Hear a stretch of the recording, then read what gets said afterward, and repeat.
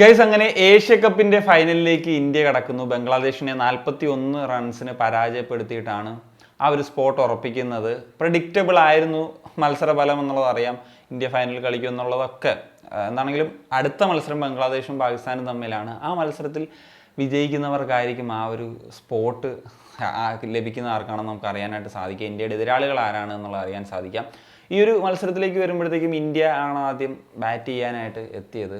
അപ്പം ആദ്യ 2 ഓവറിലൊക്കെ പ്രത്യേകിച്ച് വലിയൊരു റണ്ണൊഴുക്ക് വന്നില്ല എന്നുള്ളതാണ്. 10 റൺസോ മറ്റോ ആണ് ആദ്യത്തെ 2 ഓവേഴ്സിൽ വന്നിട്ടുള്ളത്.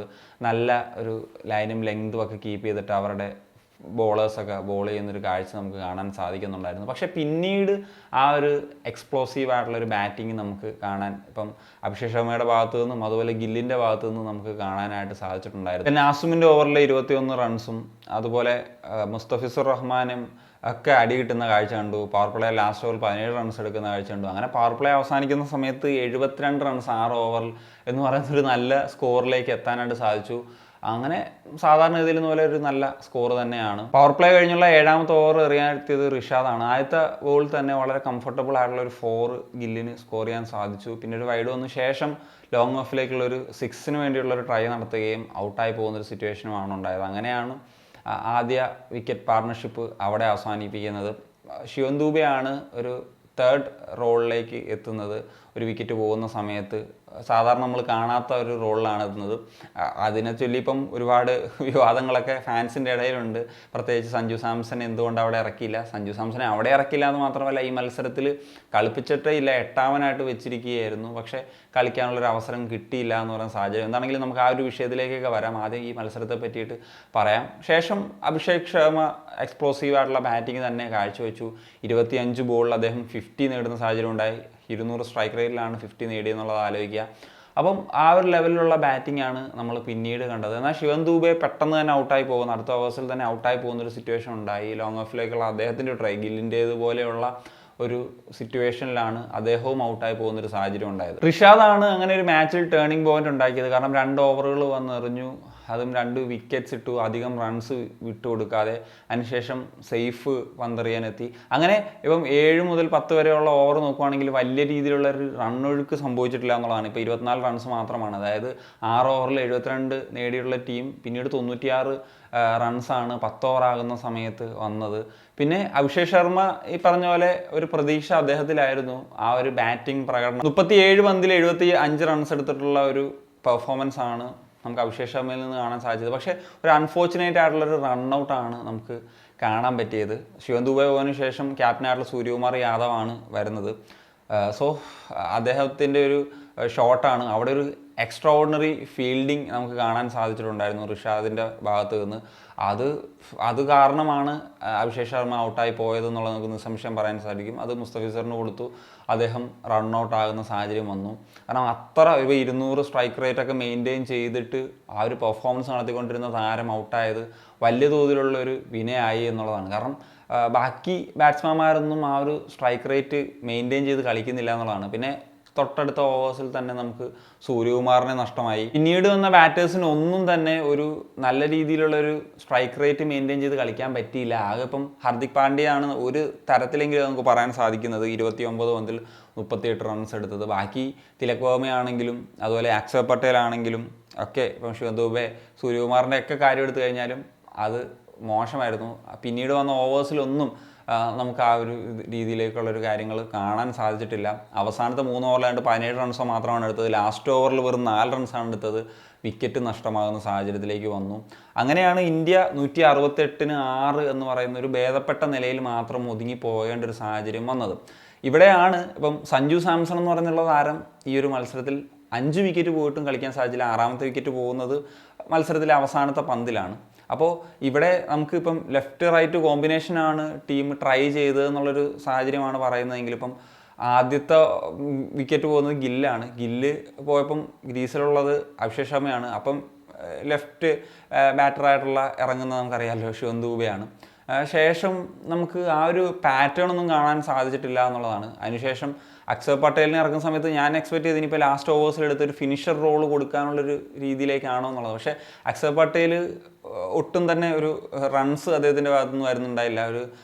ഒരു കൈൻഡ് ഓഫ് തുഴച്ചിൽ തന്നെയാണ് നമുക്ക് കാണാനായിട്ട് സാധിച്ചിട്ടുണ്ടായിരുന്നത്. ഇപ്പം സഞ്ജു സാംസന്റെ ലാസ്റ്റ് മാച്ചിൽ ഈ പറഞ്ഞതുപോലെ ഒരു സ്ട്രൈക്ക് റേറ്റ് ചെയ്യാതെയുള്ള രീതിയിലൊക്കെയാണ് കളിച്ചതെന്നൊക്കെ പറയാം. പക്ഷേ സഞ്ജു സാംസന്റെ ബംഗ്ലാദേശ് സീരീസിലെ പെർഫോമൻസ് നമുക്ക് എടുത്തു പറയേണ്ടതാണ്. സെഞ്ചുറികൾ നേടിയിട്ടുള്ള ഒരു പ്രകടനം. അപ്പോൾ ലാസ്റ്റ് അദ്ദേഹത്തിൻ്റെ മാച്ച് തന്നെ അദ്ദേഹം ബംഗ്ലാദേശിനെതിരെ സെഞ്ചുറി നേടിയിട്ടുണ്ട്. അപ്പോൾ അങ്ങനത്തെ ഒരു താരത്തെ സാധാരണ പൊസിഷനിൽ ഇറക്കുന്ന ഓപ്പണിങ് കളിപ്പിക്കാൻ പ്രശ്നങ്ങളുണ്ടാകും. 1 ഡൗൺ ഇറക്കിയില്ല, 2 ഡൗൺ ഇറക്കുന്നില്ല. എല്ലാ ബാറ്റേഴ്സും ഇറങ്ങിയിട്ട് അക്ഷർ പട്ടേലും ഇറങ്ങി കഴിഞ്ഞിട്ടുള്ളൊരു സാഹചര്യത്തിലേക്ക് പോകുന്നു എന്നുള്ളതാണ്. അപ്പോൾ അവിടെ അവസരം ലഭിക്കാതെ പോയി എന്ന് പറയുന്നൊരു സാഹചര്യമാണ് അവിടെ ഉള്ളത്. പരീക്ഷണം എന്ന നിലയിൽ, ഒരു എക്സ്പെരിമെൻ്റ് എന്ന നിലയിലാണോ ഈ ഒരു മത്സരത്തെയും സമീപിച്ചതെന്ന് പറയുന്നൊരു ഫാക്ടർ അവിടെ നിലനിൽക്കുന്നുണ്ട്. കാരണം ബംഗ്ലാദേശാണ് ഈ ഒരു മത്സരം അത്ര ഒരു ക്രൂഷ്യൽ മത്സരമായിട്ട് പരിഗണിച്ചിട്ടുണ്ടാവില്ല. ഇനിയിപ്പം ഫൈനലായിരിക്കും കാണുക, അല്ലെങ്കിൽ ഇനിയുള്ള ടൂർണമെൻറ്റുകളിലൊക്കെ ആയിരിക്കും. അതുകൊണ്ട് ഇതും ഒമാനെതിരെ കളിച്ച പോലെയുള്ളൊരു പരീക്ഷണം എന്ന നിലയിലായിരിക്കുമോ കണ്ടതെന്നുള്ളത്. പിന്നെ വേറൊരു കാര്യം പറയാനാണെങ്കിൽ ഇപ്പം ഏഷ്യ കപ്പിൽ ഉടനീളം ഈ ബാറ്റിംഗ് ഓർഡേഴ്സിൽ ചില ചേഞ്ചസ് എപ്പോഴും വരുത്തുന്നൊരു രീതി നമുക്ക് കാണാൻ സാധിക്കുന്നുണ്ടായിരുന്നു. പല പ്ലേയേഴ്സും ഇങ്ങനെ കളിക്കാത്ത, ഇപ്പം സൂര്യകുമാർ യാദവ് ആണെങ്കിൽ പോലും ഒരു മത്സരത്തിൽ 8 വിക്കറ്റ് പോയിട്ട് ഇറങ്ങാത്തൊരു സാഹചര്യം നമ്മൾ കണ്ടിട്ടുണ്ടായിരുന്നു. അതുപോലെ പല പ്ലേയേഴ്സിനെയും ഓർഡറിൽ ചേഞ്ച് വരുന്നത്. അപ്പം ആ ഒരു രീതിയിൽ ഈ ഒരു മത്സരത്തിൽ സഞ്ജു സാംസൺ ആയി പോയതാണോ എന്നും ഉള്ളത് നമുക്ക് ചിന്തിക്കേണ്ടിയിരിക്കുന്നു. എന്താണെങ്കിലും 169 റൺസ് എന്ന് പറഞ്ഞിട്ടുള്ള ഒരു വിജയലക്ഷ്യവുമായിട്ട് ഇറങ്ങിയിട്ടുള്ള ബംഗ്ലാദേശിൻ്റെ ആദ്യ ഓവറിൽ ഇപ്പം ഹാർദിക് പാണ്ഡ്യയാണ് എറിഞ്ഞത്. 4 റൺസാണ് എടുത്തത്. ഇപ്പം സേഫൊക്കെ ആണെങ്കിലും കുറച്ച് വിക്കറ്റ് നഷ്ടപ്പെടാതെ കളിക്കുക, പിന്നീട് ഒരു റൺസ് ബിൽഡ് ചെയ്ത് അഗ്രസീവ് ആകാം എന്നുള്ള ഒരു പരിപാടിയിലേക്കൊക്കെയാണ് ചിന്തിച്ചെന്നുള്ളതാണ് ആദ്യ ഓവേഴ്സ് കണ്ടപ്പോൾ എനിക്ക് തോന്നിയത്. എന്നാൽ രണ്ടാമത്തെ ഓവറിൽ തന്നെ ബുംറ എറിയാൻ വന്നു. ആദ്യത്തെ വിക്കറ്റ് നഷ്ടമാകുന്ന സാഹചര്യത്തിലേക്ക്, തൻസീദിൻ്റെ വിക്കറ്റ് പോകുന്നൊരു സാഹചര്യത്തിലേക്ക് വന്നു. ആ ഒരു വൈറ്റ് 4 കിട്ടിയില്ലായിരുന്നെങ്കിൽ ചിലപ്പോൾ ഒരു മെയ്ഡൻ വിക്കറ്റ് ആകുന്ന സാഹചര്യം ഒക്കെ തന്നെ ഉണ്ടായേനെ. പിന്നീട് ബുംറ എറിയാൻ വന്ന സമയത്താണെങ്കിലും കുറഞ്ഞ ലിമിറ്റഡ് റൺസ് മാത്രമാണ് വിറ്റ് കൊടുത്തിട്ടുള്ളത്. പല ബോൾസും പ്ലേയേഴ്സിന് കോണ്ടാക്റ്റ് പോലും കിട്ടുന്നില്ലാത്തൊരവസ്ഥയായിരുന്നു ഉണ്ടായിരുന്നത്. അത് ആ ഒരു എതിരാളികൾ ബുംറയെ റെസ്പെക്റ്റ് ചെയ്ത് കളിക്കുന്ന ആ ഒരു ഫീലായിരുന്നു നമുക്കുണ്ടായിരുന്നത്. പിന്നെ വരുൺ ചക്രവർത്തി എറിയാൻ വന്ന സമയത്താണ് ആദ്യത്തെ ഓവർ കുറച്ച് പണിഷ് ചെയ്തത്. 3 ബൗണ്ടറീസ് അടക്കം 13 റൺസൊക്കെ നേടിയിരുന്നു. എന്നാണെങ്കിലും കൃത്യമായിട്ടുള്ള ഇടവേളകളിൽ ഇന്ത്യക്ക് വിക്കറ്റുകൾ നേടിയെടുക്കാനായിട്ട് സാധിച്ചു എന്നുള്ളതാണ്.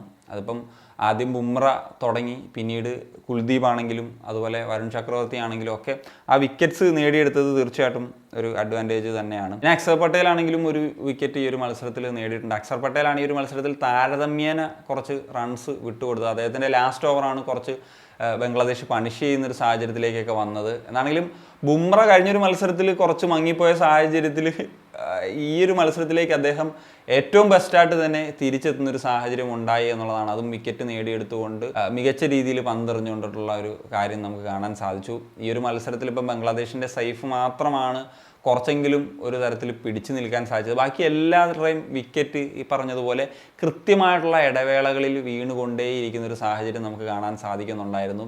സേഫിനെ സംബന്ധിച്ചിടത്തോളം ഒരു ലക്ക് ഫാക്ടർ ഈ ഒരു മത്സരത്തിൽ ഉണ്ടായിരുന്നു എന്നുള്ളതും പറയേണ്ടിയിരിക്കുന്നു. 4-5 ക്യാച്ചസ് ആണ് ഇന്ത്യൻ ഫീൽഡേഴ്സ് ഈ ഒരു മത്സരത്തിൽ സേഫിൻ്റെ നഷ്ടപ്പെടുത്തിയത്.